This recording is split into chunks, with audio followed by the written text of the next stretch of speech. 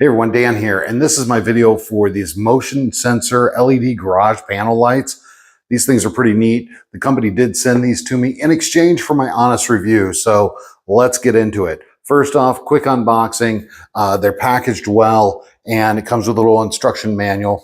Second of all, one of the features on these lights is it has a little button here that is on the base of these lights, and it will allow you to run these lights in just a normal light operation mode of just a regular switch-based mode, on, off, and that's it. Or it's in the center, please, where they're completely off.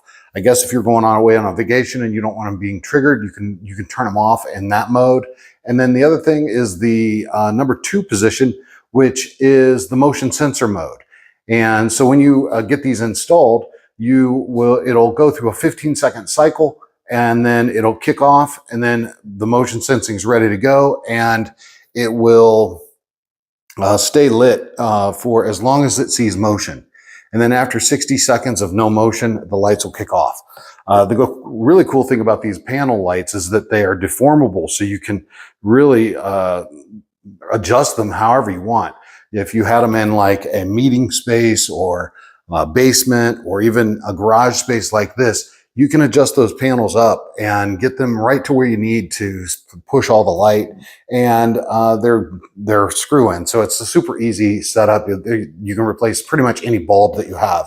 I did a quick test, and I had some old fluorescent CFL bulbs in here, and here's a clip of that. You can see they're doing their job. They're 100-watt bulbs, so they worked. Each one of these is a 200-watt bulb or LED panel with, I think, 20,000 lumens per unit. So it's really cool how much light it pushes out, and you can see the difference from the before and after. When these are installed, I got so much more light in the room, and the cool thing is these they're motion sensing, so I can leave the switch on all the time, and they'll be ready at a moment's notice. As soon as anyone comes into the garage and starts moving around, I'll see it. The other thing too, when you're pulling your car in, I did a test where I opened the garage. The garage door really didn't trigger them, but my car did and my body did. So larger objects will trigger the lights.